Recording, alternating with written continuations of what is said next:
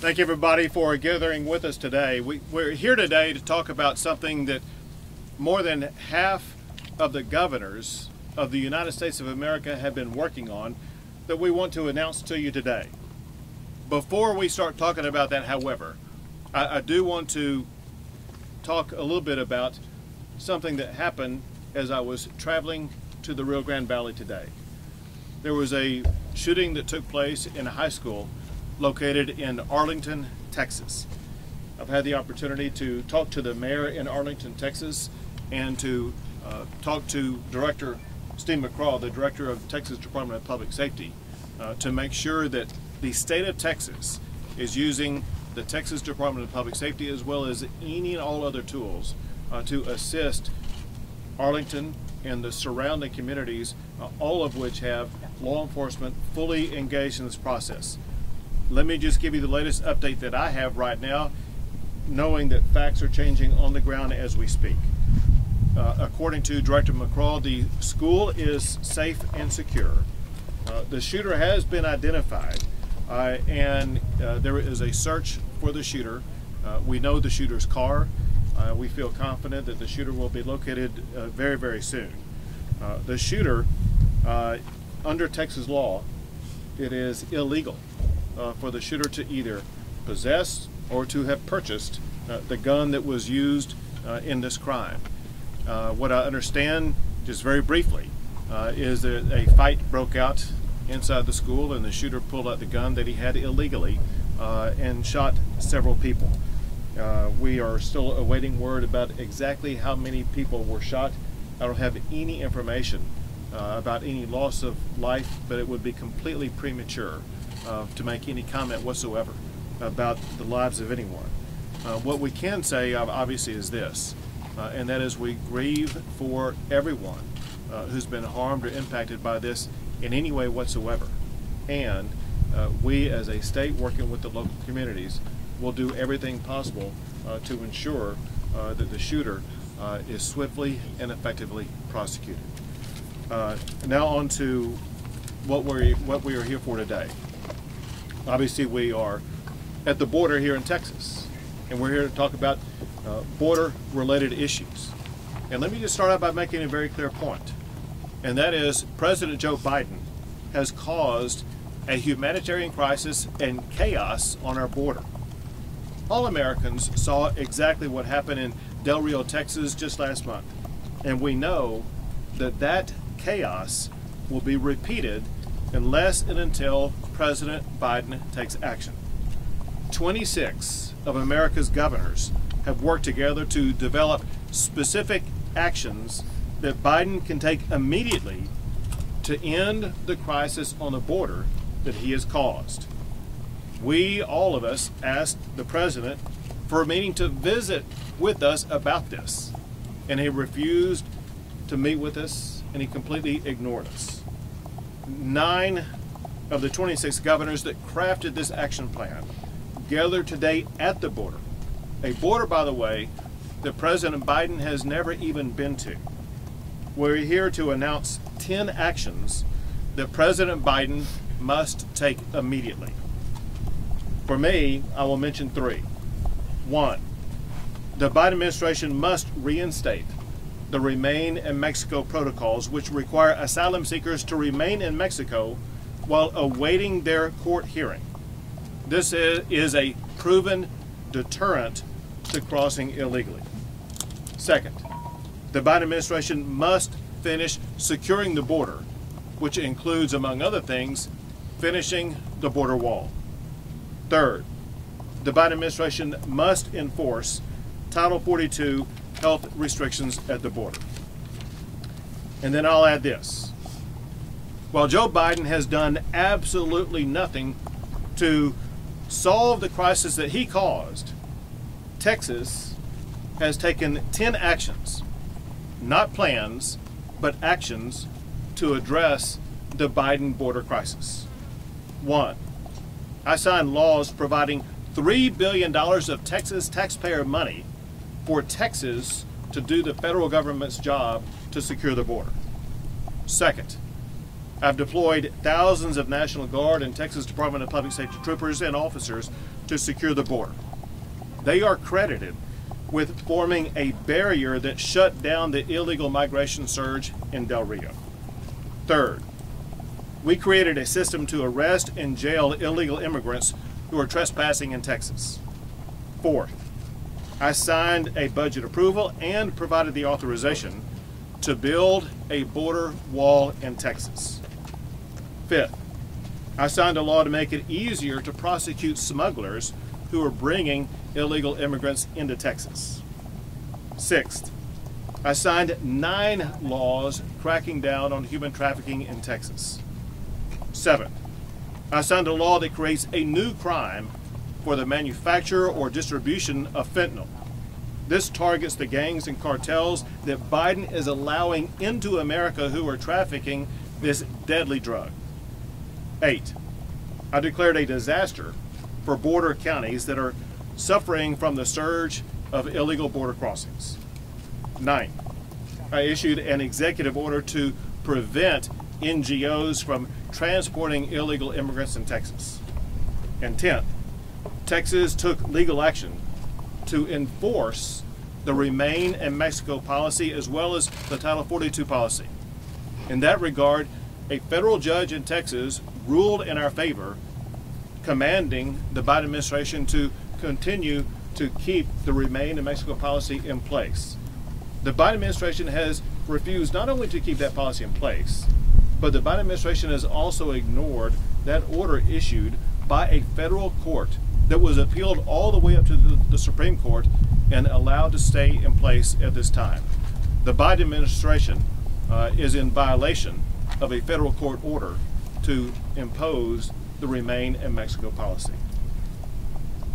Last, I want to make clear that while Biden continues to dither, Texas and other states are taking action to do the federal government's job. I thank the governors from across America who have sent resources to our state. They understand the magnitude of the problem as well as the need for action. And I thank the governors who were able to adjust their schedules to be with us here today. There are several other speakers, including first, the Director of the Texas Department of Public Safety, Steve McCraw. Well, thank you, Governor.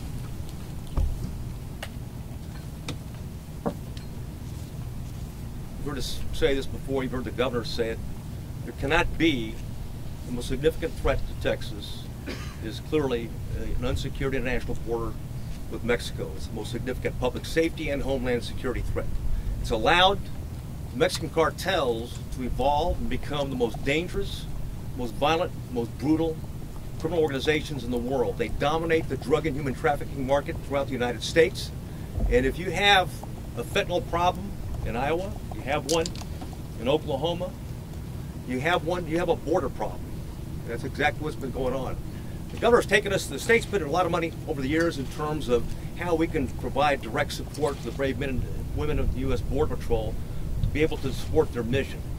What the governor's done now, though, is taken us from a reactive position and put us in a proactive position and a preventive position. So no more in terms of detection, interdiction, okay, and seizure and apprehension. The focus is prevention from the start and leading forward in that regard. To that end, he's formulated a plan that has all the border basics, including infrastructure, personnel, capabilities, technology, and doctrine that can secure the Texas-Mexico border. And unfortunately, the state of Texas has made it very clear, the governor's made it very clear, we can't wait for Washington to do it. We don't need their permission to protect Texas. It's the bottom line. And we're forced, we're blessed the fact that the governor's leaned forward on this particular issue. And Governor, thank you on behalf of the men and women of the Department of Public Safety and the state of Texas for all you do for public safety and for those people in the law enforcement profession. It means a lot. You care, and so does the state legislature. And I know these governors feel the same way. And so we're proud to stand with you today, and thank you for all you do, and thank you for sending troopers down here and resources. We appreciate that. We know that by putting them here, you've been able to protect your state, and I know you care deeply about protecting your citizens from harm, and God bless you. And Governor, that's all my remarks. Thank you. Next we have Brandon Judd, the President of the Border Patrol Council. Good afternoon. Thank you, Governor. Thank you. Really appreciate it. Governors, thank you. Thank you. I can tell you that law enforcement greatly appreciates the work that these men and women are doing.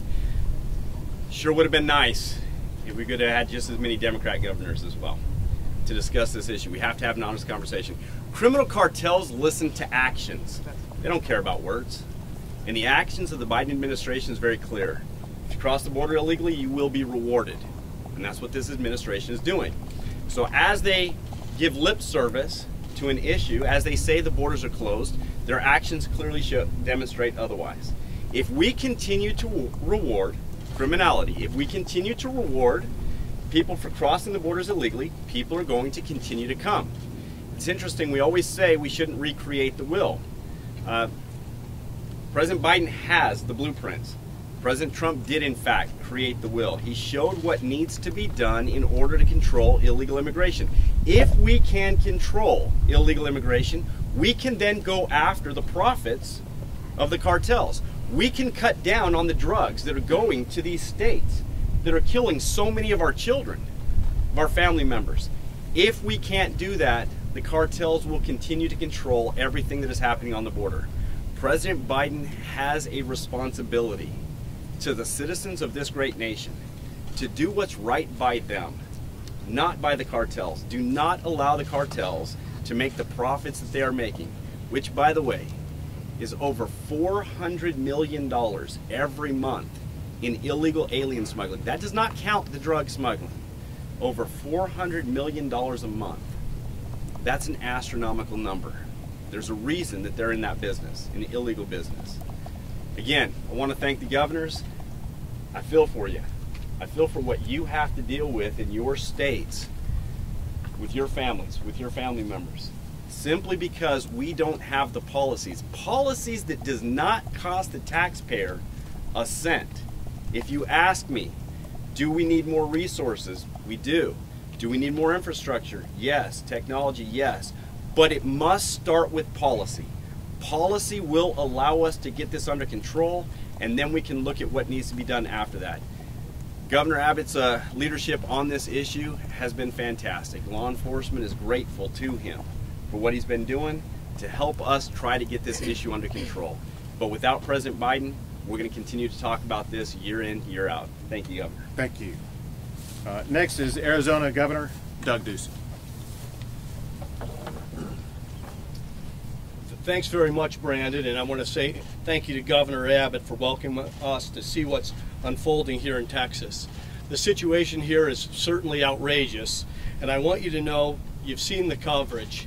Men on horseback, literally herding men and women. Thousands of migrants gathered in a Bidenville under Del Rio Bridge. Children abandoned on their treacherous journey to our country. It's a tragedy. And I can tell you the border situation is just as out of control in the state of Arizona. The border sector in Yuma has had more than a 1,000% increase in apprehensions compared to last year, the highest increase among all sectors. The Tucson sector has seen more than a 200% increase in apprehensions. And it's not just the people that are crossing the border, it's the lethal drugs. Almost 2,000 pounds of fentanyl and over 13,000 pounds of methamphetamine have been seized in Arizona's sectors alone this year. Just think about how many drugs are slipping through the cracks and slipping into the bloodstreams in our communities. This isn't a figure of speech, this is our reality. Fentanyl overdoses have replaced car accidents as the leading cause of death for people 19 and younger in Pima County, one of our border communities. Pima County deputy sheriffs are responding to a call involving fentanyl every 40 hours. By neglecting the border, President Biden has fueled an opioid epidemic in America. The Biden border crisis has also led to a disturbing rise in crime in our streets.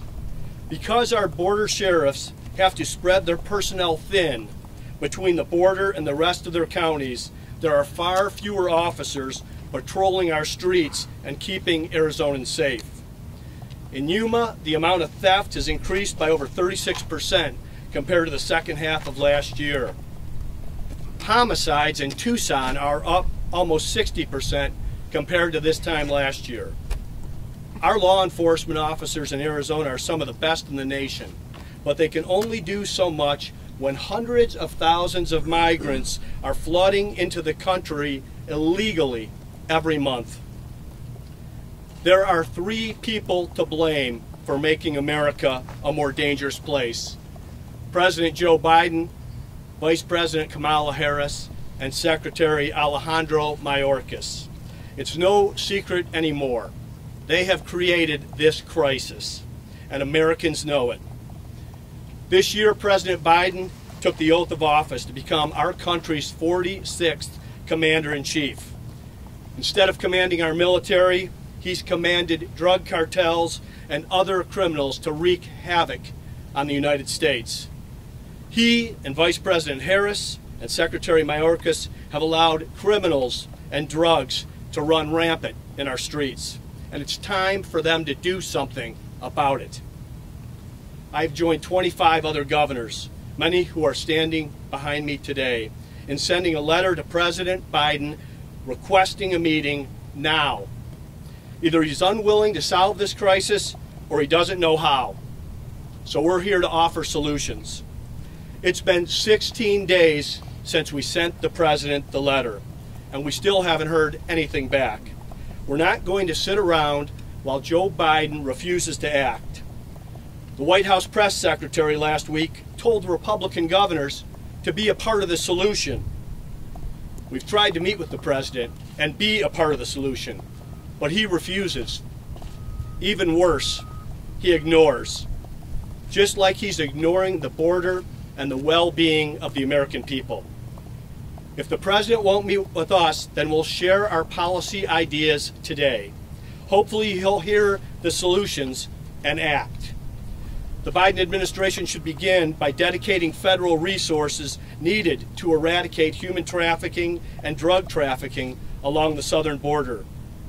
We need additional resources to fight drug cartels, arrest offenders, support victims, and prevent lethal and dangerous drugs from reaching American cities and schools across our country. The Drug Enforcement Administration issued a public safety warning for the first time in 6 years as international and domestic traffickers flood the U.S. with fake prescriptions laced with lethal doses of fentanyl. Americans' lives are at risk. We need this administration to provide adequate resources to stop the flow of these deadly drugs across the border. The border must be secured and criminals must be deported. On top of that, the U.S. should re-enter all agreements with our Northern Triangle partners, including Mexico. Upon taking office, President Biden issued an ill-advised and frankly foolish executive order that terminated agreements with El Salvador, Guatemala, Honduras, and Mexico. Those countries had already agreed to enforce their respective borders, fix their asylum systems, and receive migrants seeking asylum before they journey north to the United States upon Joe Biden's open borders invitation. And our final solution is about communication. President Biden, Vice President Harris, and Biden administration officials at every level of government need to speak with a unified and clear voice to potential migrants. Our country's borders are not open, and abuse or misuse of the asylum system will not be tolerated. This isn't hard, or at least it shouldn't be, but we are talking about the Biden administration after all. We can turn things around. We can keep drugs out of our communities and our schools, and we can make our streets safer. We can have an immigration policy that doesn't include men on horseback herding migrants. President Biden, this is up to you. Are you willing to make the changes necessary to keep Americans and these migrants out of harm's way? That's the question you need to answer. Thank you. Thank you, Governor. And next is Iowa Governor Kim Reynolds. Thank you, Governor. It's a pleasure to be here. You know, over the past 8 months, we have seen illegal immigration just soar, and in fact, it's becoming a migration. And Joe Biden has done absolutely nothing to confront this self-inflicted crisis. As chief executives of our state, Republican governors have come together to discuss what we expect the federal government to take action on so that we can stop the crisis and humanitarian crisis that's happening at this border. You know, the security, we have seen, we need Joe Biden to step up and lead. We can do this by enacting common sense policies that will reduce never-ending programs, but his policies have done just the exact opposite. What we're seeing coming out of the Biden administration is incentivizing actual migration, and illegal crossings is at a 20-year high, including the crossings of unaccompanied children. And what they're doing after that is they're secretly transporting them into our states across this country. And Iowa is one of those states. In April, we had 15 unaccompanied minor girls that were flown into the Des Moines airport in the middle of the night, and then they were boarded on charter buses. And after we were made aware of this happening in the state of Iowa, we reached out to the Biden administration to ask them if they were responsible for this action taking place. And for over a month, they denied any involvement in this action. And so we were concerned that it could be human trafficking. And so we used our own resources to continue to investigate the plane that had 19 young women being dropped off in the state of Iowa and moved to charter buses. After weeks of denying that they had no involvement in it whatsoever, they finally admitted that it was their administration that was responsible for that plane landing in the state of Iowa. I can tell you Tennessee has a similar story, as well as Iowa. So if this is happening in Iowa, and if it is happening in Tennessee, this is happening in states all across our country. And at a minimum, this administration should not only provide transparency, but they should notify governors across this country when illegal migrants and unaccompanied children are being dropped off in our state, because then we become responsible for them. So that is a policy solution that he could enact tomorrow. In addition to that, he should require the Office of Refugee Resettlement to enforce that policy action. In addition to that, they need to resume the deportation of all convicted criminals. When President Biden took office, the first thing he did was to issue an executive order that ordered ICE to do limited deportations. That is unacceptable. That should have never happened. All convicted illegal criminals need to be deported, and that is another thing that he could do tomorrow.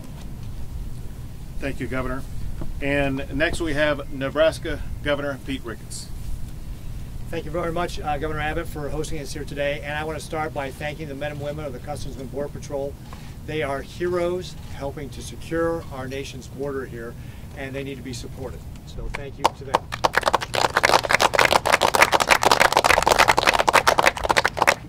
I also want to thank all the National Guard and law enforcement folks who are also doing the same. So can we give them a round of applause too, please? Thank you.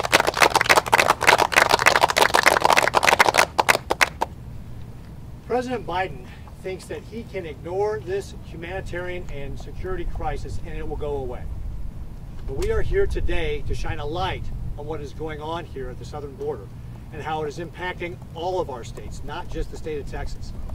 And that's why we put forward this 10-point plan that Governor Abbott kicked off for us and my other colleagues had highlighted. I'm going to round out a couple more of the points that we're asking for as part of this overall plan that we know will work to help us stem this mass migration into our country. One of the things the Biden administration must do is end the catch and release program. This was an Obama-era program that was terminated under the Trump administration and restarted again under the Biden administration. What this does is just incentivize people to come across the border illegally because they are then released. And that is creating a crisis not only here at the border, but health hazards across our country. So if you think about what's going on here, as reports have shown, 18% of the families that are coming here illegally and being released are testing positive for coronavirus, COVID-19. And when it comes to the unaccompanied minors, that's 20%.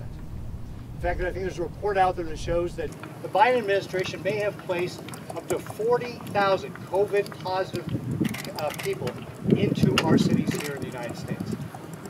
What the Biden administration needs to do is stop this policy and then resource the judicial system to be able to expedite these cases. There is a record over 1 million people that are waiting to get their cases heard. As we heard earlier today from Brandon Judd in our briefing, this can take 2 years before their court case comes back up again. And that's if they show back up. So the Biden administration must take steps to end this catch and release program. And then also, the Biden administration must properly resource this border. That means they need to resource more for Customs and Border Patrol and the National Guard. Now look, folks, this is not new. 4 previous administrations have deployed National Guard troops to the border to be able to help out with this crisis down here. The Biden administration needs to call up more soldiers to be able to do that. They can do that under Title 10 so that the states don't bear the cost. That's what the proper role of the federal government is. But because they have failed to properly resource this border, states like Nebraska have stepped up. Earlier this summer, we provided the state of Texas with some of our state troopers to be able to come out and help out with some of the law enforcement. And let me tell you, folks, the stories are just heart-wrenching. When I was talking to Captain Jason Scott, who led our mission, he was talking about how most of the people they encountered coming across the border illegally surrendered to them because of the dire conditions they were in. They wanted the help. He talked about a 2-year-old who had been in the desert for 2 weeks with no food. This is the humanitarian crisis that is going on right here in the state of Texas. The president must act. He cannot continue to ignore this humanitarian and security crisis any longer. And he has seen that we, the states, have a 10-point plan that will address this, and we know, as Brandon Judd was talking about earlier, it will work because it's worked before. We're calling on the president to act to end this crisis. Thank you. Thank you. Also want to let you know, also joining with us here today is the governor from Oklahoma, Kevin Stitt, the governor from Ohio, DeWine, the governor from Georgia, Governor Kemp, the Idaho governor, Brad Little, Montana governor, Greg Abbott, and the Wyoming governor, Mark Jordan. And we have with us the Texas Adjutant General, Tracy Norris, as well as the National Guard General in charge of border security, and that is General Ulis. With that, we'll take a few questions. Governor, do you feel that it's right for critics to say this is just a photo op? Are you looking to run for president? The American people saw the crisis at the border when they saw the way that the Biden administration allowed Del Rio to be overrun. The governors insist that the Biden administration reinstate the effective plans that were put in place by President Trump. And the governors also are adamant that while President Biden may be silent about this and may not be taking any action whatsoever, we are going to act in his absence. Our constituents demand it, not just here in Texas, but I can speak for all of these other governors here when all of their states are suffering because of the massive inflow of fentanyl into the United States, which is leading to deaths in all of our states. This is one of, if not the most urgent matter that we're facing in the United States at this time. And it's time for the Biden administration to wake up and get on the job and do its job to protect the sovereignty and safety of the United States of America. Governor, can I also step in on that one? To say this is not a crisis, to ignore the data. Through August, Customs and Border Patrol has had over 1.3 million contacts. Through August of last year, that number was 272,000, nearly 5 times as many contacts this year. That's why this is not about illegal immigration, this is about a mass migration. And if you look at April 2021, ICE completed 2,962 removals. That is the lowest number on record. So while we are seeing a surge at the southern border, the Biden administration is not resourcing our agencies properly to be able to take the appropriate law enforcement action. That is why the president must act. Governor, critics say that the Operation Lone Star is unconstitutional. How do you respond to that? We think that the person who is acting inconsistent with the Constitution is the President of the United States. He's completely abdicated his constitutional duties, and that is why it is necessary for the states to take action. We believe the states are authorized by the United States Constitution to do exactly what Texas is doing under the 10-point plan that we are already acting on right now. Our job is to secure the health and safety and security of our constituents. And if Joe Biden is not going to do it, the governors of the United States of America will do it. Governor, Secretary Mayorkas has stated earlier today that the federal government was now ready to handle a crisis similar to what we saw in the Rio. Are you concerned? Can you trust what the federal government is saying to see a scenario like we saw in the Rio and another area? I cannot count the number of misrepresentations that have been made by Secretary Mayorkas. He has continuously misled the American public, including even saying that the border is closed and secure, which could be nothing further from the truth. I believe Congress should investigate and call upon the resignation of Secretary Mayorkas for abandoning his job, not doing what the Secretary of Homeland Security is supposed to do, which, among other things, means supporting and deploying Border Patrol, which are completely lacking and inadequate down here. And so Secretary Mayorkas is a disaster in what he's done, and no one should put any trust or confidence in anything that he says. Governor. Ports of entry for trade with Mexico. May I? Yeah, one moment. We'll come back to you next. Go ahead. To answer your question, Come up there are no new policies, programs, or operations that have been implemented since Del Rio. We are not prepared to handle anything. We're not prepared to handle the numbers that are coming up. We're not prepared to handle the 60,000 that Peru just reported is coming through their borders. No policies, programs, or operations. That's the answer to your question. Every policy that we sent to the president, he can handle with the stroke of a pen. He does not need the help of Congress. Secretary Mayorkas has been non-responsive to we as border governors, and we have 26 governors on that letter asking for action right now. Secretary Mayorkas took 90 days to respond to the letter Arizona sent him in March. He should resign. Vice President Harris has been the worst possible choice to be the border czar. She's never shown any care about this issue or any level of seriousness, and Joe Biden has never even been to the border. But we are here today presenting solutions. We will work with them. This is a crisis, and it requires action with urgency. Governor, you said that you need to send a clear message to the migrants. We will take any and all action that needs to be taken. Understand this, however, and that is most, if not all, of the illegal immigration that is occurring is between the ports of entry. That is why we are having to surge resources between the points of entry, because our job is to, our focal point is to try to reduce people who are crossing here illegally. Any conversations with Mexico, Governor? Adolfo Muñiz with Spectrum News 1. On your order to arrest migrants that were crossing because of trespassing, I spoke to several of them, and they got their documents, the release documents, just like anybody else. How effective do you think it is in the light of that? And also, MPP, have you considered that Mexico has not yet agreed? So with regard to the Revenge Mexico policy, there is a court order requiring the Biden administration to work with Mexico to re-implement that policy, something that the Biden administration is refusing to do.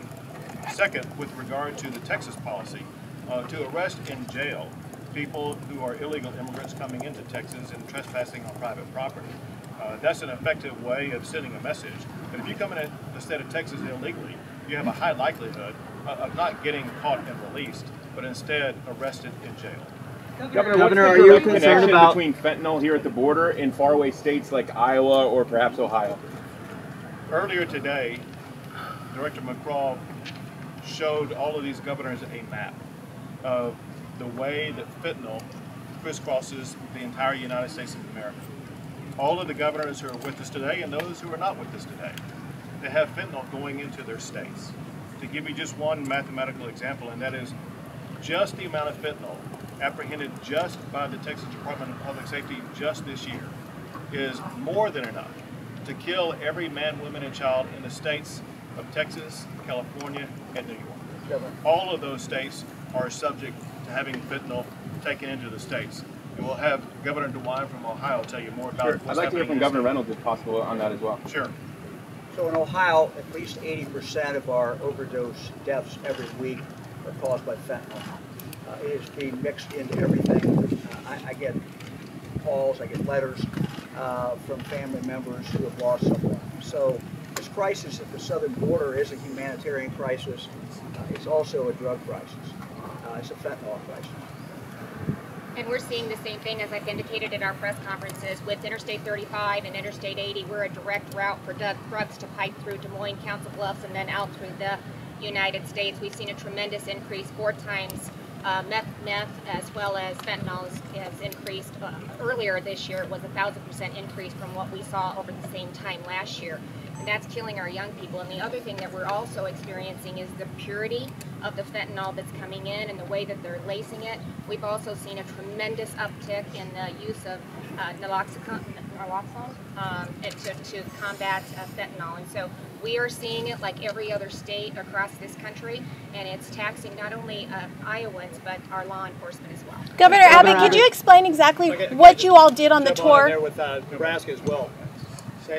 Same thing is happening in Nebraska. So talking to the colonel of my state patrol, methamphetamine in the Midwest is up 4 times what it was last year. And we have seen that our state patrol has confiscated more than about 2.5 times the amount of fentanyl in our state this year versus last year. So we're seeing the same thing as far as the impact on our communities with regard to drugs. Governor Abbott, could you describe the tour that you took the governors on today, exactly where you went? Were they on the river? Did they visit with any migrant respite centers? Could you explain where you took them? Sure. Before coming here, we had a briefing at the Texas Department of Public Safety headquarters where Brendan Judd and Director McCraw explained to them exactly what was taking place on the border, where it was taking place, and what the consequences were for all of the states. It will be after this that the governors are going to be able to visit different locations, some by boat, some by air, some on rail. Governor, are you concerned about the migrants that have been detained for over 60 days? Some of them haven't been formally accused of a crime. What's your reaction on that? If you're talking about in the arrest and jail program. From Valverde and Kenny County, yes. Yeah, and so the prosecuting attorneys in those counties have the legal responsibility to effectively charge anybody who's arrested for a crime. We urge them to charge them with the highest potential penalty that they can be charged with to make sure that they remain in jail for as long as possible. Governor, you've been at the border several times with former President Donald Trump, with Ted Cruz.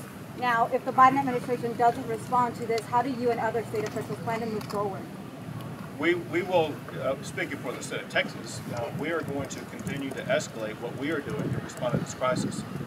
We hear stories about the potential for oncoming caravans, and as we're gathering here today, the National Guard and the Texas Department of Public Safety are getting ready to be able to respond to those caravans in ways that secure Texas. Governor Last question. Governor, are you concerned that the new law of constitutional theory is sending the wrong message to young people? So very important with regard to the school shooting that took place today, as well as with really any school shooting that I'm aware of. The gun that was possessed by the shooter was possessed illegally. And we will make sure that laws are enforced and those who act illegally will be held accountable. Great. Thanks, guys. So obviously the Texas Board of Parole just issued their decision. We go through our legal analysis next to let you know where to make a decision. Great. Thank you guys so much for coming.